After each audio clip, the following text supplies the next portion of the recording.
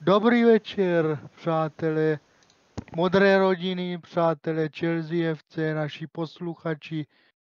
Začala nám další sezóna Premier League, máme za sebou první zápas. Zápas očekávaný, zápas proti Liverpoolu.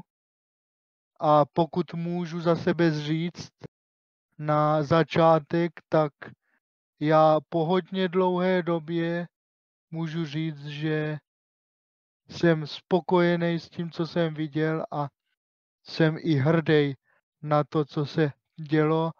Mám tady opět s sebou samozřejmě Dominika, ahoj, nazdar. Zdarec, čus čus.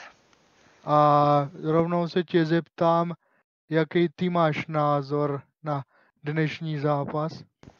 No já, když ten zápas začínal, tak jsem si říkal jako zlatý bod, jo. Ale hráli parádně a teďka jako ten bod jako jsou víc za něj rádi jako v Liverpoolu, protože my jsme byli lepší, my jsme měli víc šancí, podle mě jako dneska rozhodl Virgil van Dijk, který jak ho nenávidím, tak odehrál kurva dobrý zápas a bez něho by prohráli. Kdyby tam neskočil do té jedné střely, tak jsme možná vyhráli. Ten zápas se dal rozhodně vyhrát a podle mě jsme ho i měli vyhrát, ale když to srovnám s tím, jaký bylo to očekávání, o kterém jsme se tady včera bavili, tak musím říct, že i přesto, že to nakonec byla jenom remíza, tak ten zápas celkově jako překonal naše očekávání, myslím si jednoznačně. Jo, to 100%. Takže jdeme teda na sestavu.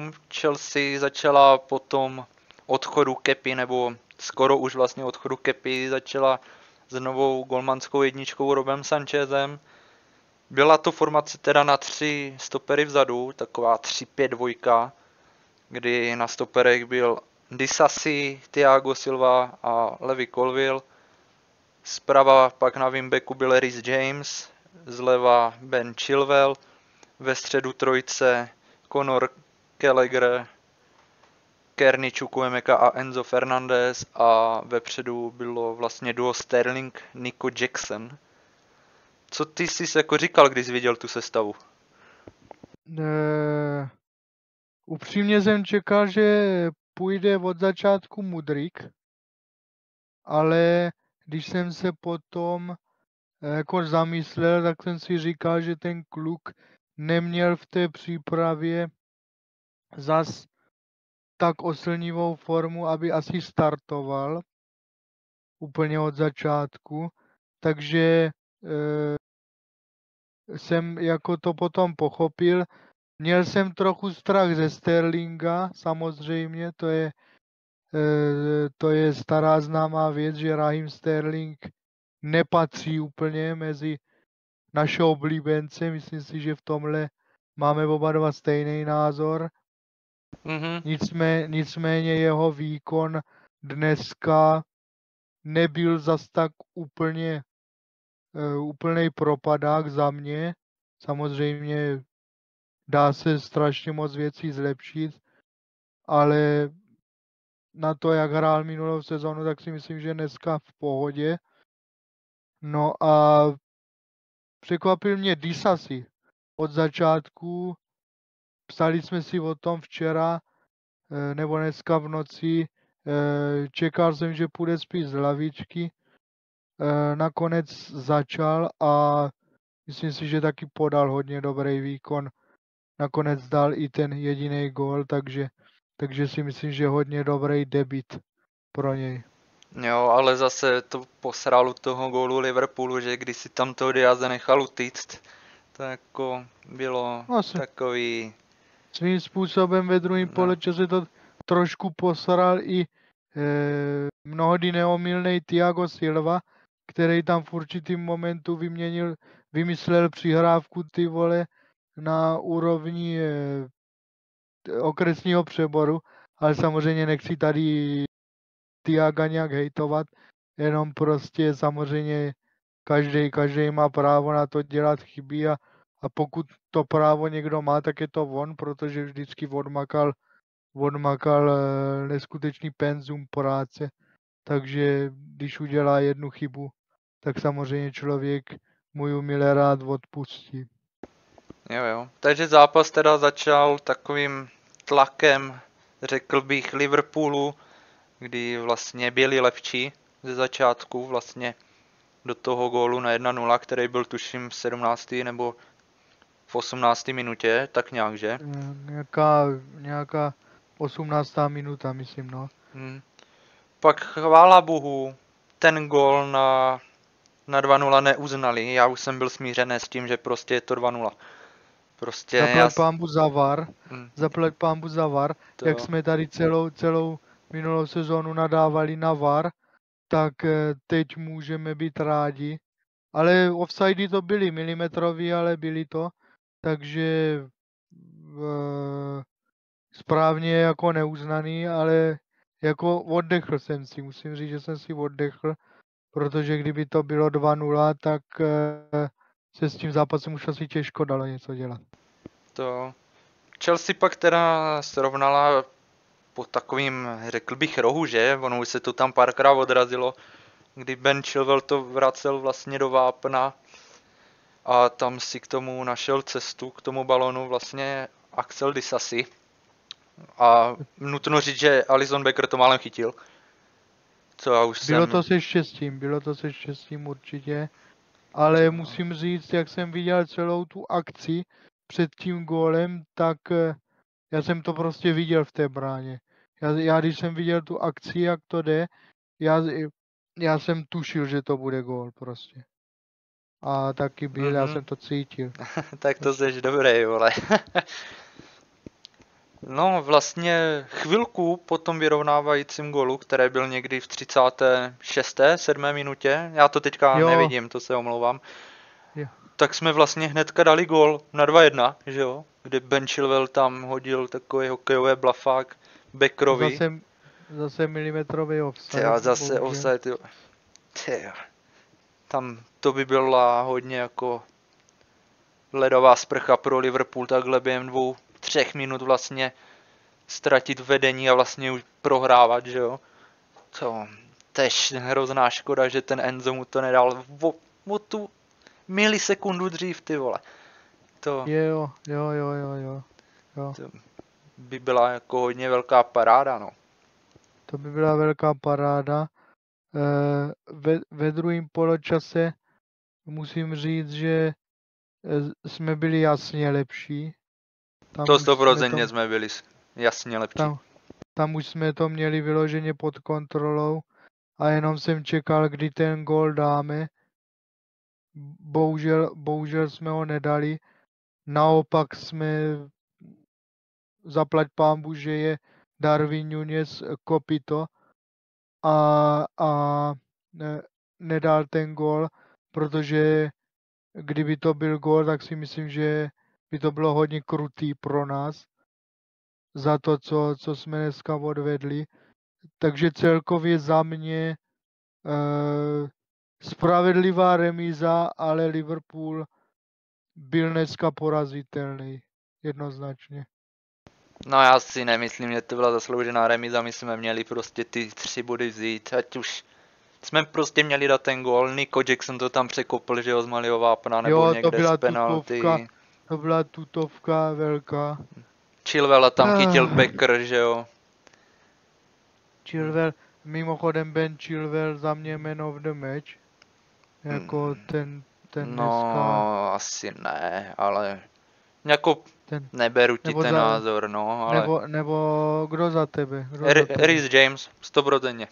Protože určitě, ten váhal jsem mezi něma dvouma, protože opravdu oba dva ty kraje dneska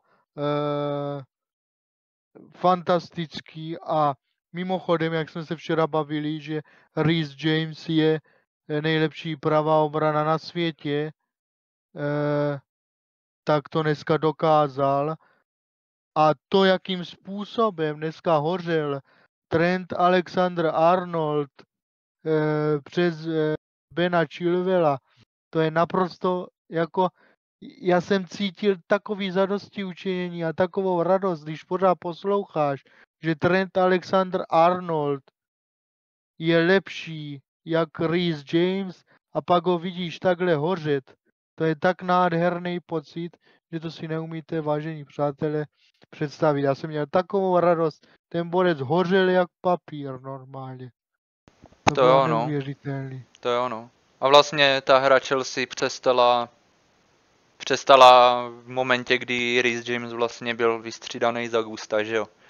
Strašně jsem se lekl No. mimochodem, Já když taky. střídal, protože zase tam jako se předkláněl a toto a říkám, ty vole, něco je zase, no naštěstí potom šel na lavičku a byl v pohodě, naštěstí to bylo střídání post za post, že jo, nastoupil vlastně Malo Gusto, takže jsem si zhluboka oddechl, ale Malo Gusto za mě těch pár minut, co odehrál, myslím si, že hodně solidních. Mně se teda vůbec nelíbil, ty vole. Myslíš? Tam jako trošku jako hořel, no. No tak jako dostal málo, to, byl to první start, To, tak říkám, no. ještě za mě to takový průser vyloženě nebyl, ale jako samozřejmě je to mladý kluk, musí makat. A pokud jsme se tady bavili při tom našem tier listu, který jsme dělali nedávno, tak jsme se bavili o Enzovi Fernandezovi. Dneska Enzo Fernandez nejlepší výkon od přestupu. Jakože To 100%. Byl výborný. Naprosto jednoznačně. Mhm. A viděl jsem po zápase v oficiální aplikaci Chelsea, že má nejvíc procent, co se týče hlasování o Man of the Match, což absolutně chápu, protože dneska opravdu, jako by ta 8 mu opravdu svědčila na tom dresu. Já jsem toho kluka dneska vyloženě nepoznával, jakože... Jo, hrál výborně, nenechal si sebrat balón, vole. Jenom nevím, za co dostal od Taylora tu žlutou kartu.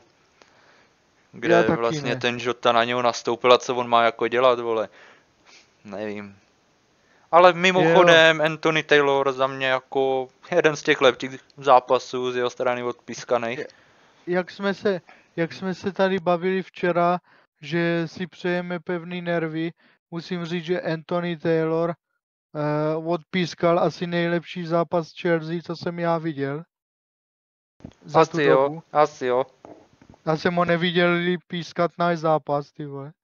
Jakože měl to fakt vyloženě pod kontrolou, když tam Liverpool potom měl nějaký keci, bez váhání prostě tasil ty karty, dával žlutou, hlídal si to, možná si to sežere za tu ruku Jacksona, která podle mě ani podle expertů na penaltu nebyla. Taky si myslím, že ne, on ten balon do poslední chvíle neviděl, navíc to měl tak nějak před tělem, že jo, takže... Jo, vyloženě jakoby vědomně. Ale v ten moment jsem si myslel, že prohráváme. Mě taky zatrnulo. A i Míra Bosák v komentáři to říkal. A říkám, no tak to je škoda, to jako jestli tímhle jako prohrajem, naštěstí teda VAR v tomhle případě nás zachránil. Ale celkově musím říct, dobrý zápas, já můžu říct si výborný zápas. Jako tam chyběl jenom ten gól na 2-1. Tam jinak bylo všechno.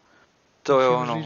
A v tom nastavení, tyjo, kdyby tam ten Jackson to prostě kopl Mudrykovi, vole, oni by ho nechytli, vole. Ani ten rychlej Konate, vole, oni by ho nechytli.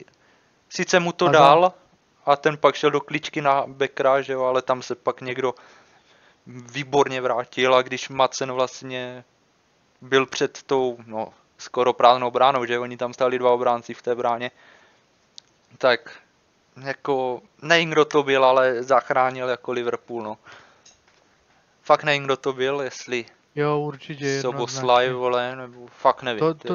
To byla ta top šance, na kterou jsem čekal celý zápas a bohužel jsme ji nevyužili, no. Ale říkám celkově, jako dlouho jsem nebyl po zápase tak spokojený jako dneska. Musím říct, že na to, kolika změnama si ten tým prošel, tak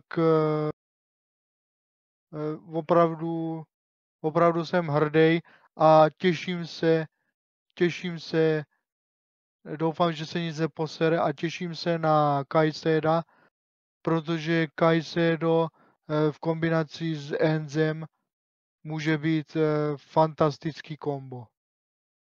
Jestli Naprosto. Enzo bude hrát jak dneska, tak 100%. Právě. Enzo opravdu dneska klobouček zahrál jako neskutečně a já říkám, já jsem třeba v říti i z Axela Disasio, což jako taky Za mě Colville hrál třeba líp, jo, ale... Výborný debut. Samozřejmě Levi No. Colville, Levi Colville na toho samozřejmě neříkám taky nic, ten si taky odehrál superovej za mě dneska prostě všechno fungovalo, jo. No kromě za mě jako Sterlinga, ale nevím, vole, možná jsou proti němu už fakt jako hodně zaujatý, ale většina akcí vlastně u něho skončila, vole. Nebo přišlo mně to tak. Já kdykoliv měl balón, tak jsem se bál, že jsme bez balónu, jo. Já už prostě jsem z něho tak na nervy a tak vybobkovaný, že prostě já kdykoliv ten borec se dotkne balónu, já vím, že ho ztratí, nebo cítím, že ho ztratí prostě, jo. Ale říkám, jako už v těch minulých zápasech to byl mnohem větší průser. Dneska žádná extra třída samozřejmě, ale vyloženě, že by jako hořel, to se mi taky říct nedá. A mimochodem ten Ugo Čukwu, jak se ti zdál? No, byl tam jako kolik těch 5 minut nastavených, nebo 6, nebo kolik tam dávali ty talpy. 7 nakonec, myslím. No, nevím. Takže asi neměl nic moc šancí ukázat. Já jsem teda nečekal, že bude vůbec dneska jako vůbec na lavici. Já jsem nečekal, že bude v kádru, já jsem myslel, že ho jako okamžitě pošlou někam hostovat, jo. To no právě, já jsem jako byl docela šokovaný. Andrej Santos na lavičce. Na toho se taky těším, třeba kdyby dostal pár minut někdy. To myslím si, že jak dojde Caicedo a třeba i ten Lavia, tak ten Santos prostě půjde na hostovačku někam. Bude hostovat, asi jo. Abych to viděl nějaký Strasburg nebo něco takového. To jo, no. Takže to. Jako fakt jsem spokojený. Chyběl tam vyloženě jenom ten gól na 2-1. Prostě jinak ten zápas měl všechno a musím říct, že Mauricio Pochettino s tím svým debutem může být nadmíru spokojený. To 100%. Neprohrál, mohl vyhrát, paráda. Takže tolik za nás k dnešnímu zápasu, nechceme to tady nějak zbytečně natahovat. Samozřejmě se uslyšíme zase příští týden, kdy zajíždíme na půdu West Hamu, to znamená neúplně daleko. Zůstáváme v Londýně, myslím si, že nás nečeká nic jednoduchého. No já jsem viděl, jak hráli včera proti tomu Bournemouthu a hráli jako úplně tragicky, vole, to si myslím, že jim...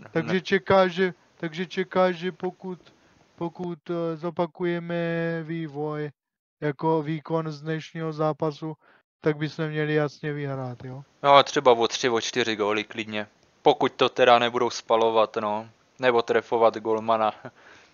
No, takže ano, já samozřejmě máme tam 2 český kluky, že jo, ve West Hamu, ale už dlouhodobě cítím, že West Ham je jedním z hlavních adeptů na sestup, takže já čekám 3 body, ale myslím si, že na jejich stadionu to nebude nic lehkýho. No, tam nebudou vidět přes ty bublinky, že jo, jak to tam, vole, lítá, vole. No. Jo. Každopádně teda se uslyšíme v neděli. Doufám, že nebudu moc rozbitej, protože v sobotu slavím narozky. Jo, já jsem na festiáku od čtvrtka do soboty, No, takže já budu ještě ožralej, vole. Každopádně v sobotu, teda v neděli se slyšíme, aby jsme dodrželi nějak ten trend, který jsme si dali od letoška, že opravdu bychom to chtěli po každém tom zápase dělat, aby jsme opravdu toho potom neměli moc. Takže Domi, já ti poděkuju za první rychlej souhrn, první rychlej report a budu se těšit stejně jako s váma ostatníma, taky s tebou samozřejmě se budu těšit zase příští neděli. Takže se mějte pěkně, opatrujte se a ahoj. Ahoj. Keep the blue flag flying high.